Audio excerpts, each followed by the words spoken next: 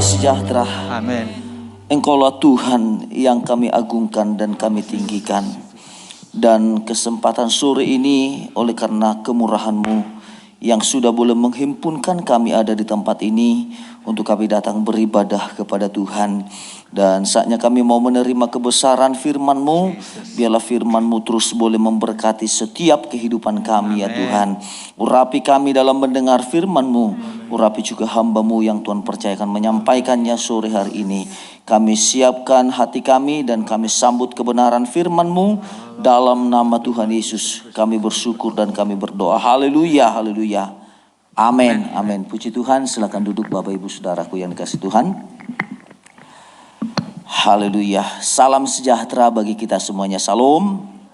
Shalom. Ya, puji Tuhan, kita bersyukur untuk kesempatan sore hari ini, tentu karena kemurahan Tuhan, karena anugerah Tuhan, kasih setia Tuhan yang terus boleh memberkati setiap kehidupan kita, sehingga kita boleh kembali ada di tempat ini dalam ibadah kita. Berhubung Bapak Gembala melanjutkan pelayanan Safari Natal ke Medan, Sumatera Utara. Maka pelayanan mimbar pada saat sore hari ini dipercayakan kepada saya. Dan tentu semuanya biarlah kita mendukung supaya Tuhan juga tetap memberikan kekuatan baru khususnya buat Bapak Gembala yang akan menyampaikan firman Tuhan dalam Safari Natal dalam 1 minggu ini. Dan kita doakan hari Minggu sudah kembali ada bersama-sama dengan kita. Haleluya. Bapak Ibu Saudaraku yang dikasihi Tuhan, tentu sebagaimana firman Tuhan yang sudah kita dengarkan, kita terima dalam suara penggembalaan, tentu juga saya juga akan mengutip apa yang saya dengar, apa yang saya terima juga lewat firman Tuhan yang disampaikan dalam suara penggembalaan. Di waktu-waktu yang lalu kita sudah mendengarkan ada peringatan-peringatan yang sudah disampaikan bagi kita lewat surat Ibrani. Tentu saudaraku, surat Ibrani itu dituliskan atau ditujukan bukan kepada orang yang di luar orang percaya, tetapi itu adalah kepada orang percaya atau orang Kristen yang berlatar belakang orang Yahudi atau orang Israel atau orang Ibrani. Nah, saudara yang dikasihi Tuhan, tentu kita sudah diberkati lewat peringatan-peringatan itu. Saya mengutip bahwa peringatan yang pertama yang sudah kita dengarkan adalah mengajarkan kepada kita supaya kita teliti, supaya kita lebih teliti memperhatikan apa yang kita dengar. Nah, tentu kalau disebutkan teliti, namanya juga teliti, berarti harus penuh dengan pengertian, harus dengan seksama. Kenapa kita perlu memperhatikan apa yang telah kita dengar? Kalau kita kutip kembali dalam kitab Ibrani pasalnya yang kedua itu, saudara. Saya akan bacakan bagi kita demikian. Ayat yang pertama, pasal 2 ayat pertama dikatakan, karena itu harus lebih teliti kita memperhatikan apa yang telah kita dengar, supaya kita jangan hanyut di bawah arus. Dikatakan yang perlu kita teliti itu adalah apa yang telah kita dengar. Berarti kalau belum didengar, apa yang mau kita teliti? Di sini dikatakan betapa kita harus memperhatikan apa yang telah kita dengar. Kalau kita memperhatikan apa yang telah kita dengar, dan yang kita perhatikan itu menentukan arah. Arah kemana? Pandangan kita, tujuan kita. Di sini tadi dikatakan supaya tidak hanyut di bawah arus. Tentu ini berbicara arus. Kalau arus biasanya kan ini karena diakibatkan oleh gelombang. Arus yang besar karena banjir. Kalau sudah terombang-ambing berarti tidak ada tujuannya. Jadi kekristenan kita kalau terombang-ambing karena kita tidak teliti memperhatikan apa yang kita dengar, maka kita akan menjadi orang Kristen yang terombang-ambing. Kalau terombang-ambing ini sangat bahaya. Ya, mungkin yang bekerja di laut tahu bagaimana ya efeknya kalau terombang-ambing. Kalau bulan 12 seperti ini, ya biasanya gelombang laut itu sangat tinggi. Saya ingat sekitar 5 atau 6 tahun yang lalu, ketika kami safari Natal ke pulau dengan Bapak Gembala. Ya pulang dari Tanjung Medan, dari tempat pelayanannya Bapak Pendeta Ginting. Waktu itu kami berangkatnya sekitar jam 2 subuh, karena di situ pasangnya naik speed. Jadi sudah diperkirakan ya minyak itu cukupnya sampai Sungai Raya dari Tanjung Medan. Diperkirakan perjalanan 1 jam malam karena ada kabut. Ya, maka sudah 3 jam nggak nyampe. Saya tanya yang bawa, gimana? Masih lama kita? Oh, 1 belokan lagi om.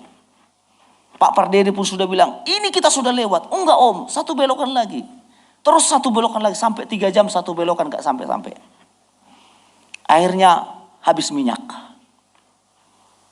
Habis minyak setelah ya mulai terang, ternyata kami sudah jauh. Jauh sekali. Ya terdamparlah kami karena sudah surut airnya, terdampar ada satu perkampungan. Cari minyak di situ, dapatlah. Lalu dibilang begini, dikatakan begini, oh kita lebih dekat ke Tanjung Batu. Tidak usah lagi balik ke Sungai Raya karena waktu. Karena kita mau Natal malamnya di Batu Haji waktu itu. Jalan kapalnya. Ya, karena minyaknya ya sudah ya dikatakan sudah minim lah. Jadi waktu itu adalah di speed itu ada air, ada minyak. Lalu dicedoknya. Saya bilang jangan. Ini air. Oh enggak om. Air kan di bawah, minyak di atas. Ya walaupun sedikit nanti bahaya. Saya bilang. Oh enggak apa-apa om. Ini minyak. Dimasukkannya. Setengah jam kemudian mati mesin di tengah laut. Terombang-ambinglah kami hampir 5 jam. Bayangkan angin, mesin tidak bisa, kami usahakan tidak bisa. Sampai hampir, ya kalau orang di sana bilang sampai ada di situ namanya Batu Hitam. Kalau sempat kami terhempas di sana, sinyal tidak ada. Wah kami sudah, ya mau kemana orang tengah lautan kan? Sinyal tidak ada. Sambil kami perbaiki, kapalnya tidak hidup-hidup. Tiba-tiba ada satu sinyal, itu pun HP-nya Pak Gembala waktu itu. Yang telepon Pak Nenggolan dari Perawang. Bayangkan, dia langsung telepon, dikasih tahu lah, kami sedang di tengah laut. Dari Perawang telepon ke sekretariat. Dari sekretariat telepon jemaat kita yang ada di Alai. Mereka lah yang jemput kami. Bayangkan. Jadi saya sudah pernah alami yang namanya terombang-ambing itu. Bahaya. Tidak tahu tujuan. Jadi gereja Tuhan, kehidupan kita sebagai orang percaya, maka kita harus perhatikan firman Tuhan sebagai pegangan dalam hidup kita. Iya. Karena inilah yang menjadi patron hidup kita. Kalau tidak, bisa kita terombang-ambing. Karena arus yang menyesatkan. Arus dunia ini yang sedang bergelora. Arus dunia ini yang berusaha untuk membuat kehidupan manusia terombang-ambing. Maka yang perlu kita perhatikan sebagai pegangan dalam hidup kita adalah firman Tuhan. Itu sebabnya tadi dalam surat Ibrani ini dikatakan harus lebih teliti. Ya. Teliti kita memperhatikan apakah yang disampaikan itu sesuai dengan kebenaran firman Tuhan atau tidak. Nah ini saudaraku yang dikasihi Tuhan, betapa pentingnya kita memperhatikannya. Nanti ada selanjutnya peringatan-peringatan yang sudah kita dengar. Ada peringatan supaya kita tidak lamban. Ya kan? Kalau berbicara kelambanan itu, ya itu karena apa bisa lamban? Karena malas. Ya, malas. Jadi saya memperhatikan kebenaran firman Tuhan. Kenapa tidak dewasa? Alkitab mencatat dalam kitab Ibrani pasal yang kelima, kalau ditinjau dari sudut waktu, dikatakan sudah seharusnya menjadi pengajar. Tetapi dikatakan susulah. Tuhan memperhatikan waktu juga. Harusnya kita sudah makan nasi keras. Tapi karena lamban. Kenapa lamban? Karena malas ngunyah. Ya, malas ngunyah. Akhirnya pertumbuhannya tidak bagus. Tidak dewasa. Saya ingat ada satu hamba Tuhan.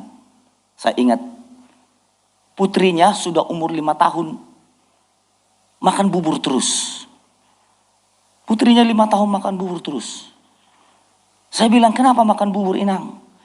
Iya, supaya dia malas sekali ngunyah katanya. Malas ngunyah, jadi bubur aja biar ditelan terus. Saya bilang, ini anak sudah 5 tahun lebih. Sudah mau TK. Nanti fisiknya pasti tidak kuat, saya bilang. Ya nggak apa-apa lah Amang daripada nggak makan katanya. Wah ini, nggak apa-apa lah Amang daripada nggak makan. Seringkali juga ada banyak orang Kristen daripada nggak ibadah katanya. Ya, padahal makanan yang dimakannya itu tidak membangun rohaninya. Nah ini masalah. Akhirnya saya lihat fisik anak ini memang lemah. Gampang sakit. Jadi kita sebagai umat Tuhan, sebagai gereja Tuhan, kalau kehidupan kita sebagai umat Tuhan itu malas menanggapi firman, lamban, malas, kita tidak akan pernah mengerti kehendak Allah. Karena tidak mengalami pertumbuhan. Ada bahaya-bahaya yang selalu kita dengarkan lewat peringatan-peringatan firman Tuhan. Tapi saya tidak akan bahas semuanya. Saya mau kutip dari kitab Ibrani pasalnya yang ke-12. Ini yang kita sudah, mungkin Bapak Ibu Saudara juga sudah dengarkan ini. Dari kitab Ibrani pasalnya yang ke-12. Haleluya. Saya ajak dulu kita membacakannya ayat 15 sampai dengan ayatnya yang ke-17. Dalam kitab Ibrani pasalnya yang ke-12. Ibrani pasal 12, kalau sudah dapat kita baca dulu ayatnya yang ke-15 sampai dengan ayatnya yang ke-17. Kita baca 1, 2, 3 Jagalah supaya jangan ada seorang pun menjauhkan diri dari kasih karunia Allah, agar jangan tumbuh akar yang pahit, yang menimbulkan kerusuhan dan yang mencemarkan banyak orang. Janganlah ada orang yang menjadi cabul atau yang mempunyai nafsu yang rendah seperti Esau, yang menjual hak kesulungannya untuk sepiring makanan. 17. Sebab kamu tahu bahwa kemudian ketika ia hendak menerima berkat itu, ia ditolak sebab ia tidak beroleh kesempatan untuk memperbaiki kesalahannya, sekalipun ia mencarinya dengan mencucurkan air mata. Bapak Ibu Saudaraku yang dikasihi Tuhan, dari pembacaan firman Tuhan ini, dari ayat 15 tadi sampai dengan ayatnya yang ke-17, di sini diperingatkan kepada kita supaya kita, yang pertama, jangan kita meninggalkan kasih karunia Allah. Yang kedua dikatakan jangan ada seorang pun yang menjauhkan diri dari kasih karunia Allah. Yang kedua, jangan ada tumbuh akar pahit. Yang ketiga, jangan ada orang yang menjadi cabul seperti Esau. Ini 3 hal ini, saudaraku yang dikasihi Tuhan, 3 hal inilah yang membuat kehidupan kita kehilangan kasih. Kasih karunia itu adalah pemberian Tuhan bagi kita. Kitab Efesus mengatakan, kamu diselamatkan bukan karena perbuatanmu, tetapi oleh karena kasih karunia. Jadi keselamatan yang diberikan Tuhan kepada kita itu adalah berdasarkan kasih karunia, bukan karena kebaikan kita. Maka di sini dikatakan jangan seorang pun, tidak boleh kita menjauhkan diri dari yang namanya kasih karunia Allah. Kalau kita jauh dari kasih karunia Allah, berarti kita sedang mengabaikan kebaikan Tuhan dalam hidup kita. Berarti kita sedang mengabaikan pemberian Tuhan yang berharga itu dalam hidup kita. Kasih karunia itu harus senantiasa ada dalam kehidupan kita. Kalau kita melihat dalam suratan Korintus, coba kita lihat sebentar. Dalam suratan 2 Korintus pasal yang ke-12. Dalam suratan 2 Korintus pasalnya yang ke-12, di ayatnya yang ke-9, dalam suratan 2 Korintus pasalnya yang ke-12, di ayatnya yang ke-9, mari kita baca bersama-sama ayat ini. Dalam pasal 12 ayatnya yang ke-9. Kita baca 1, 2, 3. Tetapi jawab Tuhan kepadaku, cukuplah kasih karuniaku bagimu, sebab justru dalam kelemahan kuasaku menjadi sempurna. Sebab itu terlebih suka aku bermegah atas kelemahanku, supaya kuasa Kristus turun menaungi aku. Jadi kalau kita berada dalam kasih karunia Allah, berarti kita sedang membutuhkan Tuhan. Orang yang berada dalam kasih karunia Allah itu adalah orang yang mengandalkan Tuhan sepenuhnya. Orang yang keluar dari kasih karunia Allah berarti dia sedang mengandalkan kekuatannya sendiri. Di sini kita melihat, kalau kita lihat ayatnya ini, dari perikopnya ini, bagaimana Paulus itu berdoa kepada Tuhan, memohon kepada Tuhan. Bahkan dikatakan sampai 3 kali dia memohon supaya duri dalam daging yang ada pada Paulus itu, penyakit yang bagaikan duri dalam daging itu dicabut. Dengan kata lain, saudaraku, apa yang dialami oleh Paulus itu sebenarnya sangat mengganggu hidupnya dalam pelayanan. Sehingga dia mohon kepada Tuhan, biarlah Tuhan cabut semua ini. Dalam pemikiran Paulus begini, kalau Tuhan cabut ini duri dalam daging ini, maka aku akan lebih leluasa melayani. Maka aku akan lebih bebas untuk melayani. Itu pemikirannya Paulus. Tapi Tuhan katakan, cukuplah kasih karuniaku bagimu.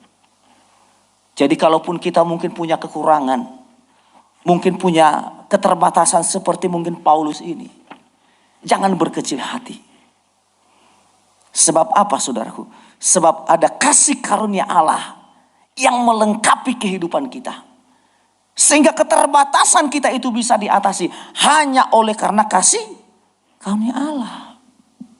Itu sebabnya kita mohonkan senantiasa. Setiap waktu, setiap saat, kita harus tetap mohonkan supaya kita dipenuhkan dengan kasih karunia Allah. Kalau tidak, bisa-bisa kita mengandalkan kekuatan kita. Itu sebabnya di sini Paulus menuliskannya kepada jemaat yang ada di Korintus, mengingatkan kepada jemaat yang ada di Korintus, supaya jemaat yang ada di Korintus itu memahami bahwa kita sebagai orang percaya bahwa semua manusia itu yang diperlukan adalah kasih karunia Allah. Sebab dengan kasih karunia Allah, maka kita bisa memuliakan Tuhan. Lewat kasih karunia Allah itu juga bisa kita ditolong oleh Tuhan. Lewat kasih karunia Allah itu kita dibela dan dipelihara oleh Tuhan. Bahkan lewat kasih karunia Allah itu juga kita diberkati oleh Tuhan. Kalau bukan kasih karunia Allah, mau sehebat apapun, mau sehebat apapun itu, Kalau bukan karena kasih karunia Allah. Saya pernah ada seorang hamba Tuhan bercerita kepada saya bilang begini. Kutuk ketika nenek moyang kami memakan dua misionaris yang datang ke tanah Batak itu ada efeknya. Sampai hari ini katanya. Katanya ya saudaranya sudah tamat S2. Begitu di wisuda langsung error. Bayangkan sudah S2 langsung error. Ada lagi satu lagi katanya. Begitu tamat juga sarjana langsung error. Jadi dia bilang begini, sayalah mendapatkan kasih karunia. Saya hanya mendapat karena kasih karunia lah saya boleh seperti ini. Maka diingatkannya kepada keluarganya yang ada di kampungnya katanya. Supaya semakin mendekatkan diri kepada Tuhan. Jadi sampai hari ini pun kita, itu adalah semua karena kasih karunia Allah. Maka tidak boleh kita menjauhkan diri. Sepelik apapun mungkin persoalan, seberat apapun mungkin itu tantangan dalam hidup kita. Kita harus tetap mohonkan kasih karunia Allah. Sebab lewat kasih karunia Allah itulah kita dapat menghadapi semua tantangan. Coba kita renungkan saudara. Ya, di waktu-waktu yang lalu, ya kan? Kalau bukan karena kasih karunia Allah, kita sedang dihantui oleh ketakutan dengan kabar-kabar yang ya membuat kita mungkin takut. Dengan kabar-kabar begini dan begitu. Ya, apalagi waktu ya lagi tinggi-tingginya kan kasus Covid kan? Di Batam itu waktu itu sudah ya pernah angka kematian itu cukup tinggi. Perharinya bisa mencapai 10. Ya setiap mungkin ya, mau sekali ya lebih kurang 1 jam atau bahkan berderet-deret mau ambulan. Itu biasa kalau kita tidak mendapatkan kasih karunia kan. Bisa ini menghantuinya. Menghantui hidup kita. Tapi karena kasih karunia Allah. Sampai hari ini bisa kita lewati semuanya. Walaupun mungkin ada yang pernah terpapar. Tapi kasih karunia Allah menolong kita. Sehingga kita tetap hidup sampai hari ini. Kan ada hanya sebentar saja. Yang kena langsung lewat. Ada. Ya kan? Tiba-tiba saja. Ya. Bisa lewat. Tapi kita semuanya ada sampai hari ini adalah karena kasih karunia Allah. Yang kedua, yang selanjutnya di sini dikatakan jangan ada tumbuh akar yang pahit. Ya, jangan tumbuh akar yang pahit. Akar yang pahit itu, kalau saya belajar dari kitab Efesus, itu disejajarkan juga dengan yang namanya kedengkian. Amarah. Ya, dalam kitab Galatia juga disejajarkan dengan kedengkian amarah. Nah, kalau dalam kehidupan kita tumbuh akar yang pahit yang disejajarkan dengan iri hati, kedengkian, amarah, maka inilah yang membuat kasih persaudaraan itu tidak ada dalam hidup kita.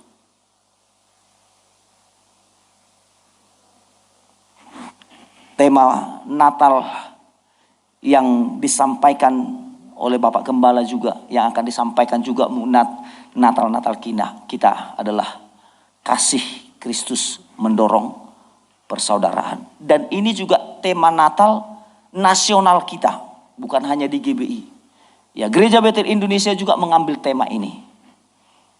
Ya, saya lihat juga di media bahwa Persatuan Gereja Indonesia juga mengambil tema ini.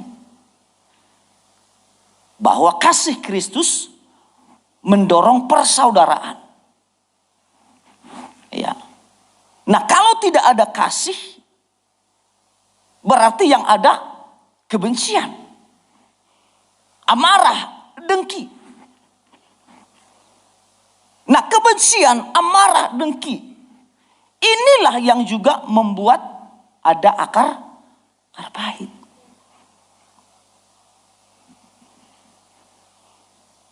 Kepahitan itu karena ada dosa yang tidak bisa mengampuni orang lain. Saudaraku yang dikasihi oleh Tuhan, betapa pentingnya kita lepas dari yang namanya akar pahit. Lepas dari yang namanya kebencian. Hidup kita perlu mendapatkan pengampunan dari Tuhan.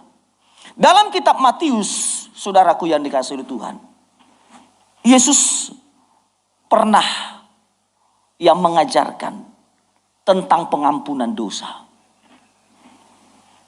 Ya, kalau kita melihat dalam kitab Matius pasal 18 ayatnya yang ke-21 sampai 35, ya, kalau kita perhatikan di situ bagaimana pengampunan itu harus dimiliki oleh setiap kita.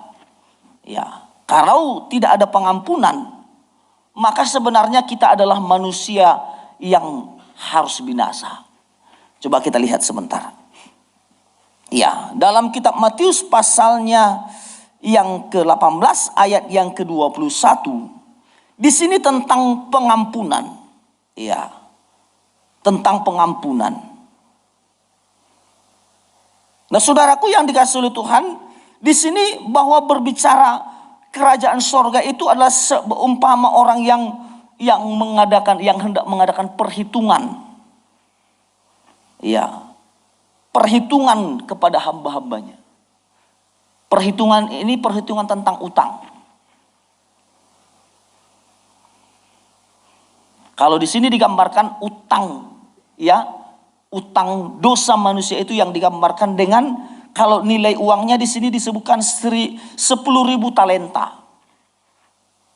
Ya, itu uang yang dihitungkan di sini. Karena mata uangnya kan tentu mata uang di sana yang ditulis. Nah, kalau saya belajar dari kebenaran firman Tuhan juga dari Kamus Alkitab, 1 talenta itu 6.000 dinar. Upah 1 hari kerja pada zaman itu adalah 1 dinar 1 hari. Nah, kalau mungkin kita rupiahkan 1 dinar itu, 1 dinar, ya kalau saya tidak salah ya, itu sekitar 18.000. Kalau saya tidak salah, 18.000 1 dinar. Berarti kalau kita kalikan 10.000 kali 6.000 kali 18.000, berarti kalau diutangkan itu berbentuk uang, berarti itu 108 miliar.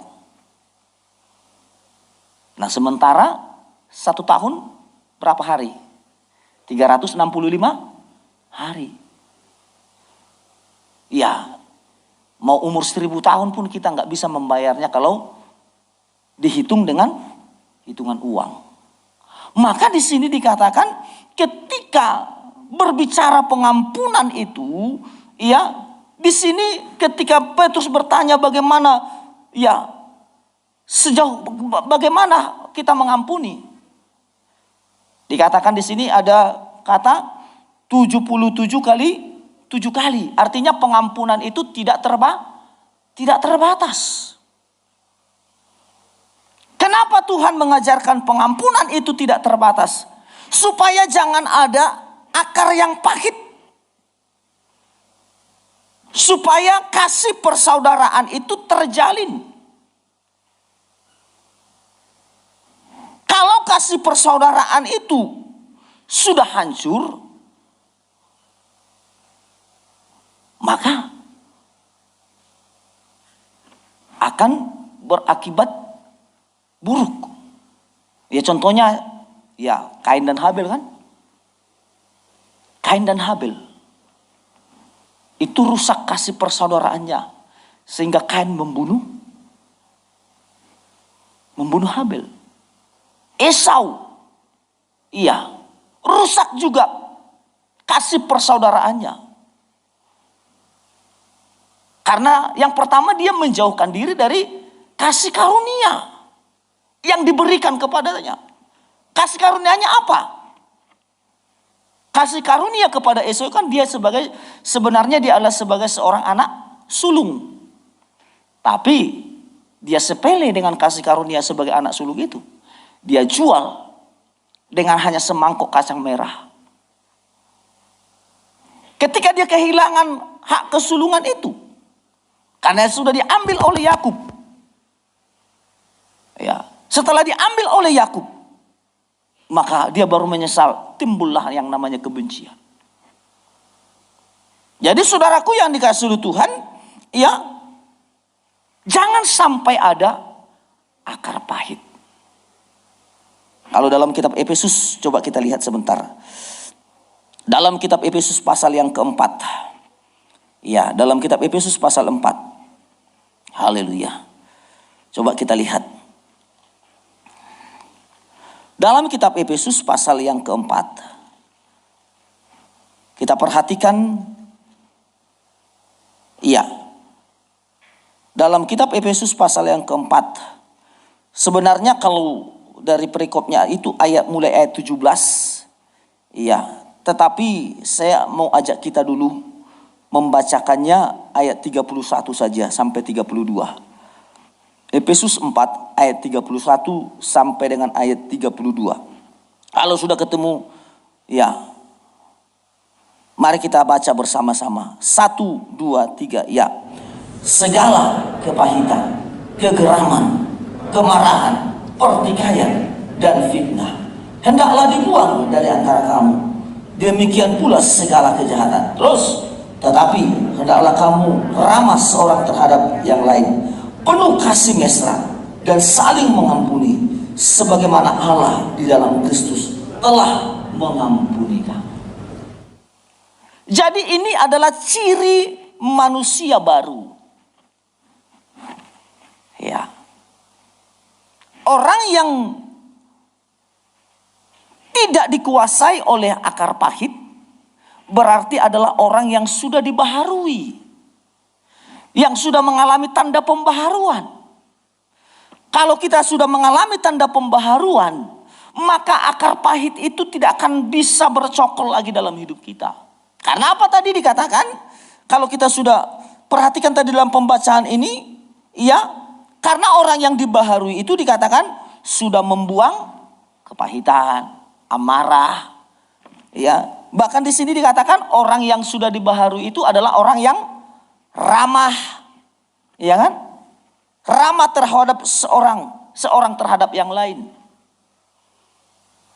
Ya, kalau pada yang di samping kita tidak ramah, berarti sudah ada itu tadi, mungkin ada kebencian, ada iri hati, sehingga tidak bisa lagi ramah. Kenapa kita bisa ramah terhadap yang di samping kita? Karena kita menganggap dia adalah saudara. Saudara.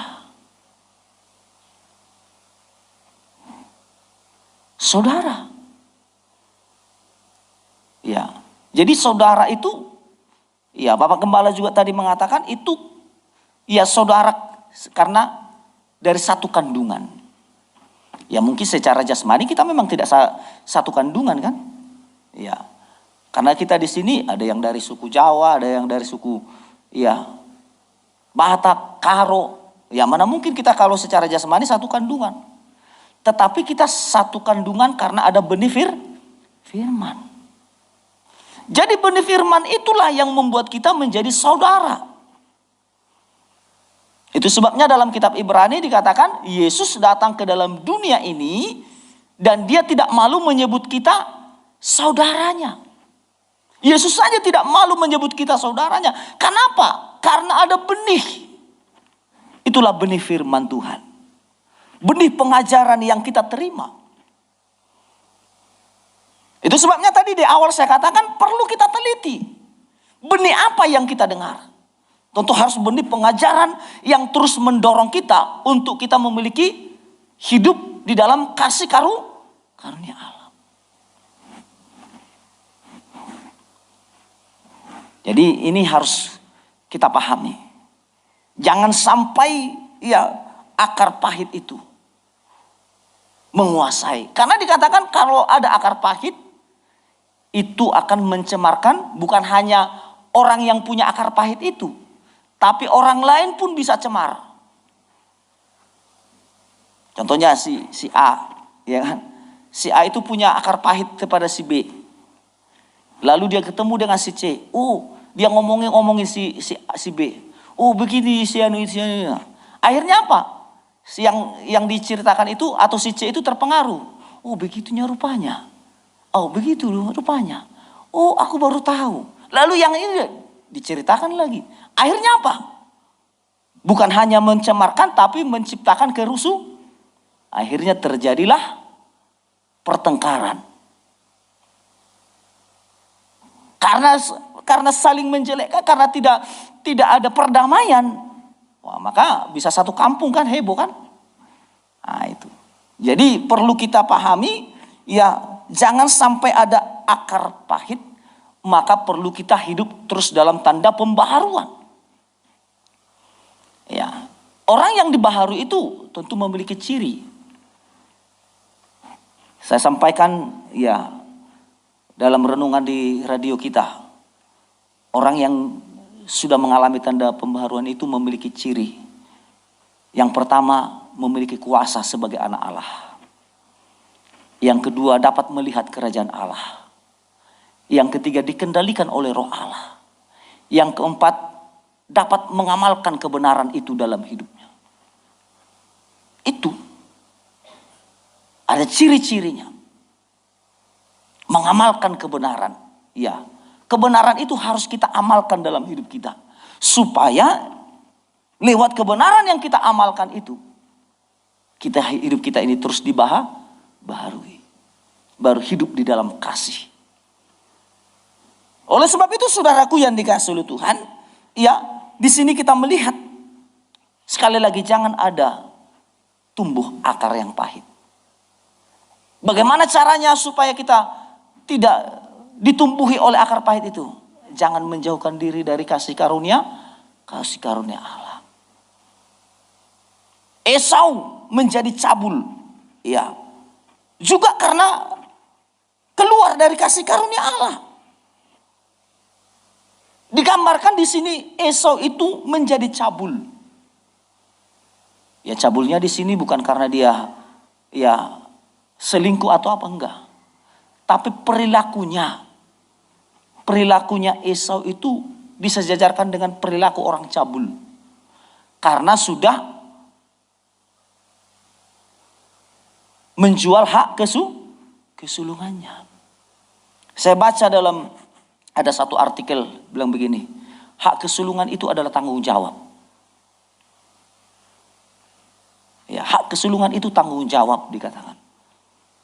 Jadi saudaraku yang dikasihi Tuhan, kalau kita sebagai orang percaya, kita sebagai anak Tuhan yang sudah ditebus oleh darah Kristus, kita juga disebut menjadi anak-anak sulung. Nah, kalau kita disebut menjadi anak-anak sulung, bukan hanya status, tapi ada tanggung jawab kita. Tanggung jawab kita sebagai anak-anak sulung itu apa? Tetap pegang hak kesulungan itu. Karena hak kesulungan itu adalah hak istimewa. Kita semua mendapatkan hak istimewa. Ya kan? Hak istimewa loh. Kalau bukan karena kita mendapat hak istimewa, ya kita tidak bisa menerima Kristus. Kalau dalam kitab Roma dikatakan kepada bangsa Israel sebenarnya hak kesulungan itu, hak istimewa itu, karena kepada mereka diberikan hukum, kepada mereka diberikan ibadah, kepada merekanya diberikan perjanjian itu. Pada kita nggak ada, mana ada. Justru kalau saya belajar dari kitab Ulangan, baik kitab Imamat, kitab Keluaran, orang asing yang bersama dengan bangsa Israel yang keluar dari tanah Kanaan itu, supaya mereka bisa bersekutu, bisa menikmati berkat-berkat yang diterima oleh bangsa Israel itu, mereka juga harus. Itu sebabnya dikatakan hukumnya yang diberikan itu, hukum makan Paskah itu, kalau ada orang asing dikatakan supaya dapat menikmati perjamuan Paskah itu, dikatakan mereka harus disunat. Itu kalau orang asing. Supaya mereka sama haknya. Nah, kita ini orang di luar Israel sebenarnya pada dasarnya nggak ada.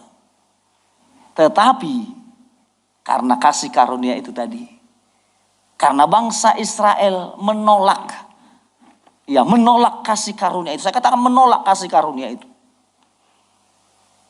Sehingga dalam kitab Roma dikatakan bahwa kasih karunia itu dialihkanlah kepada bangsa-bangsa lain. Itulah saya dan saudara. Yang luar biasanya, ya kalau kita melihat dalam firman Tuhan, dalam kitab Wahyu juga, jumlah untuk orang di luar Israel itu tak terhitung jumlahnya. Tapi orang Israel itu dibatasi. Oh, saudara boleh baca nanti kitab Wahyu. Ya, suku ini, suku ini, suku ini, suku ini. Dibatasi jumlah mereka.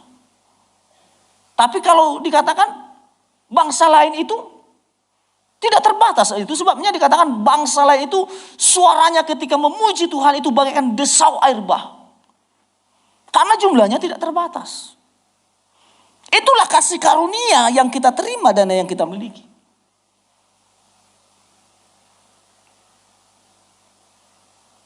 Oleh sebab itu umat Tuhan yang dikasihi oleh Tuhan, ya, di sini peringatan yang perlu kita pahami. Jangan sampai ya menimbulkan ya akar pahit. Akar pahit yang mencemarkan banyak orang. Nah, bagaimana supaya kita ya tidak dipenuhi dengan akar pahit itu? Maka dalam kitab Ibrani pasal 13 coba kita lihat. Haleluya. Ibrani pasal 13, coba sedikit. Ibrani pasal 13. Kalau kita melihat di ayatnya yang pertama. Iya. Ibrani pasal 13 ayat yang pertama. Kita baca bersama-sama. 1, 2, 3. Ya. Peliharalah kasih persaudaraan. Di situ ada tanda seru. Ya, ada tanda seru. Kalau mungkin kita dulu belajar atau mungkin anak sekolah yang belajar, kalau tanda seru itu menunjukkan ada kata perintah. Tanda seru itu perintah. Berarti kalau di sini kita melihat peliharalah kasih persaudaraan, berarti ini adalah perintah kepada setiap kita. Kalau ini perintah, berarti tidak boleh dilanggar. Jadi perintahnya satu sama lain. Harus tetap pelihara, dirawat. Kalau tidak dirawat, nanti ada benih yang lain yang masuk.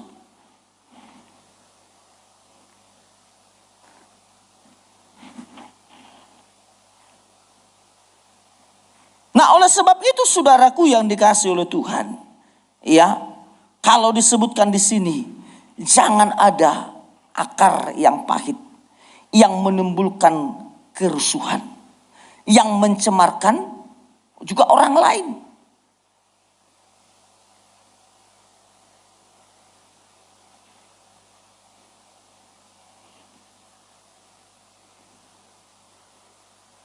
Jadi perlu ya kita harus tetap berjuang. Tanda pembaharuan itu harus ada dalam kehidupan kita. Nah, saudaraku yang dikasihi Tuhan, tadi kita melihat ya bahwa ya kehidupan kita, orang yang mengalami tanda pembaharuan itu sekali lagi orang yang hidup di dalam kasih, yang menjauhi kebencian, yang ya membuang segala amarah. Tentu di dalamnya ada pengampunan. Ya, pengampunan. Pengampunan itu berbicara keputusan. Ya. Pengampunan itu adalah keputusan kita. Kalau kita mau mengampuni orang lain, tentu itu keputusan kita. Ya, tapi kalau keputusan yang kita ambil tidak mau mengampuni juga, itu kita tanggung resikonya.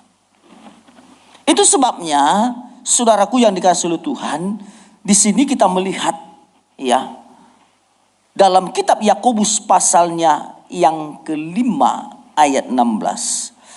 Ya, dalam kitab Yakobus pasalnya yang kelima, ya, ayatnya yang ke-16. Kita perhatikan kebenaran firman Tuhan ini. Dalam kitab Yakobus pasalnya yang kelima, ya, ayatnya yang ke-16. Saya bacakan demikian.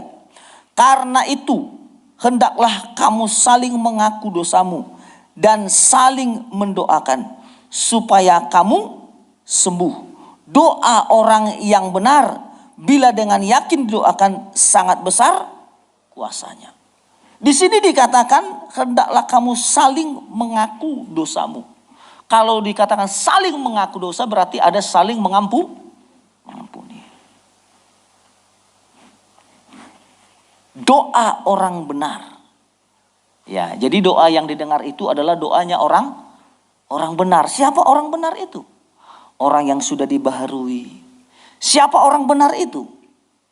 Orang yang tidak menjauhkan diri dari kasih karunia Allah. Siapa orang benar itu? Orang yang tidak menyimpan akar pahit. Siapa orang benar itu? Orang yang tidak menjadi cabul seperti Esau. Siapa orang benar itu? Orang yang memiliki kasih. Orang yang memiliki kasih karena sudah menerima kasih Allah. Nah, kalau kita perhatikan saudaraku yang dikasihi Tuhan, apa yang dikatakan lewat kebenaran firman Tuhan ini, ya, pengampunan itu sangat penting. Ya, pengampunan itu sangat penting. Tadi saya katakan Yesus mengajarkan pengampunan itu tidak terbatas. Ya, mungkin kita berkata, aduh sakitnya tuh di sini. Nah, mungkin seperti itu kan. Gak tertahankan, udah berkali-kali. Jadi kalau tradisinya Indonesia memang beda dengan tradisinya orang Yahudi. Kalau tradisinya Indonesia 1 kali kumaafkan, 2 kali kumaafkan, 3 kali kumaafkan. Tapi lewat dari itu kuhantam. Nah itu kalau Indonesia kan. Tapi kalau tradisinya orang Yahudi enggak 7 kali. Itu sebabnya ketika Yesus mengajarkan pengampunan itu 7 kali, 77 kali 7. Tidak 3 kali dikatakan, 7. Jadi orang Yahudi itu memang memberi kesempatan itu 7 kali. Biasanya orang Indonesia 3 kali. Tapi Tuhan memberikan kesempatan itu dengan tidak terbatas. Ya, jadi di sini kita melihat ya pengampunan itu tidak terbatas. Walaupun mungkin sakit. Ya, secara manusia mungkin kita berat mungkin melakukannya. Tapi disitulah kita memerlukan kasih karunia Allah. Kalau kita melihat saudaraku yang dikasihi Tuhan, ya kitab Kejadian di situ Yusuf orang yang mengampuninya luar biasa. Dia sudah dibuang ke sumur, ya kan? Dia sudah dijual oleh saudara-saudaranya. Bahkan dia juga difitnah, bahkan dipenjarakan. Ya, tapi ketika saudara-saudaranya datang ke Mesir karena masalah, karena kelaparan, dia sudah menjadi seorang penguasa. Dia tidak memakai kesempatan itu untuk menghukum saudara-saudaranya atau balas dendam. Tapi justru kita melihat bagaimana pengampunan itu diberikan oleh Yusuf dengan luar biasa. Ya, dengan luar biasa.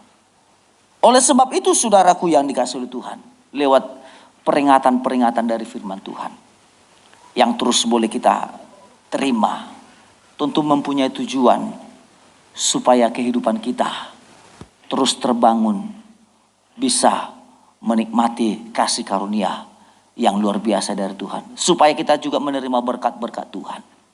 Ya, terutama supaya kita tetap terjalin di dalam kasih persaudaraan. Ya, kitab Efesus mengatakan yang dahulunya kita jauh, tapi oleh karena kasih kita dipersatukan. Ya, apalagi kita sudah mau menjelang Natal kan? Mau menjelang Natal. Ya, tentu kita di sini perlukan kesatuan hati kita. Ya, supaya apa yang kita lakukan, ya terutama dalam, ya bukan hanya Natal ini memang sebenarnya, tapi yang nyata di depan kita kan suasana Natal nanti.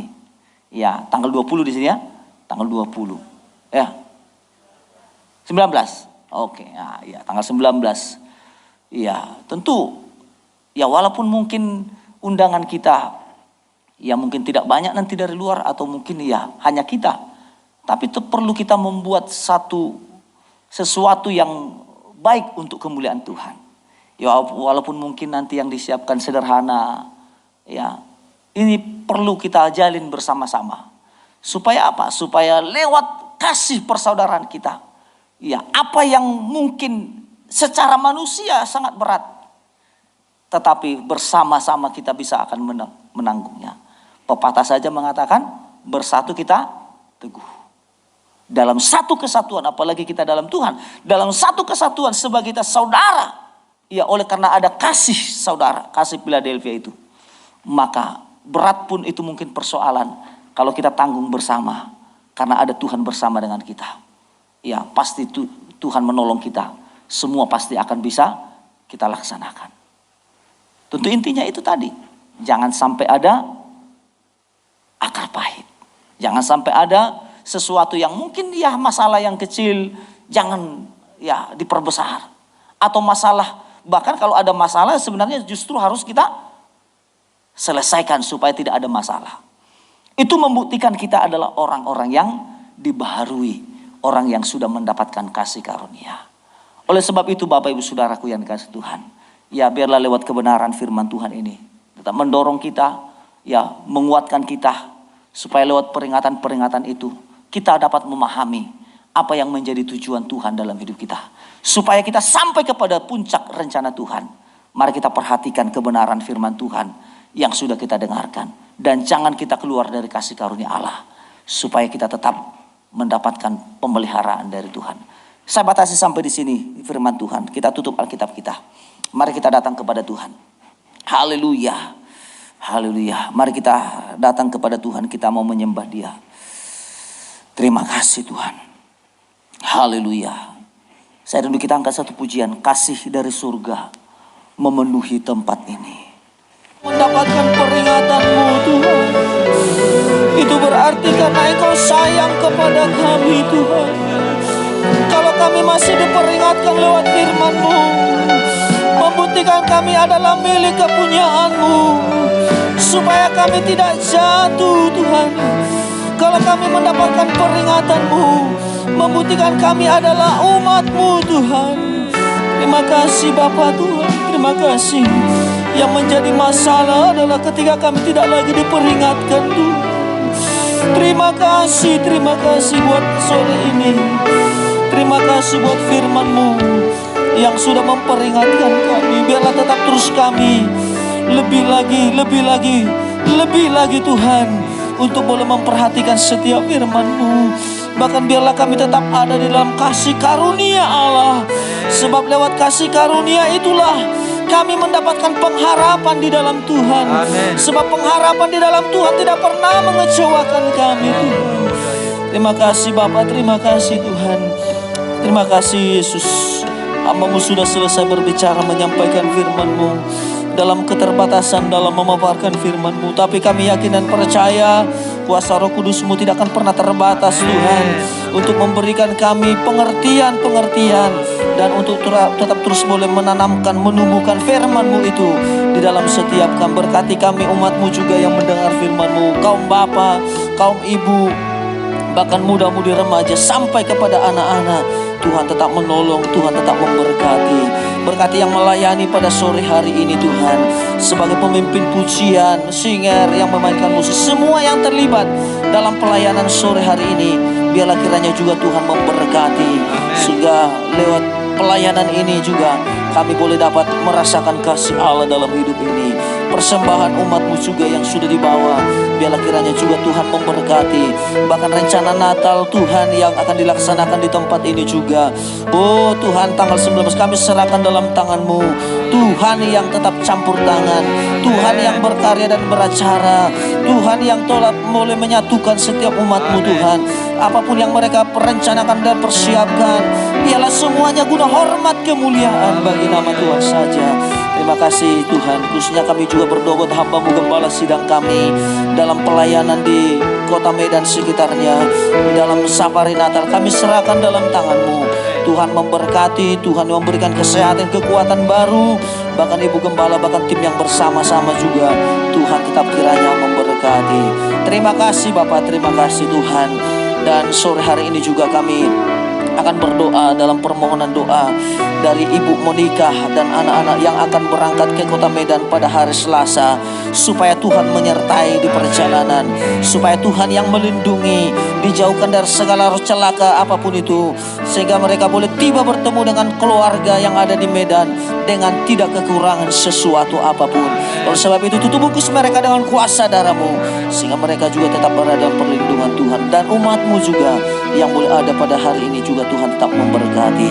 Terpuji Tuhan, kalau kami nantikan pulang ke rumah kami masing-masing, kami pulang dengan penyertaan Tuhan, kami pulang dengan berkat Tuhan. Mari Bapak Ibu Saudara, kita akhiri ibadah ini, kita terima berkat Tuhan. Biarlah kiranya kasih karunia, damai sejahtera dari Tuhan Yesus Kristus sebagai kepala, kasih-Nya Bapa Surgawi, penyertaan dari Allah Roh Kudus yang menyertai memberkati kita sore ini sampai Maranatha. Yesus datang menjemput. Haleluya.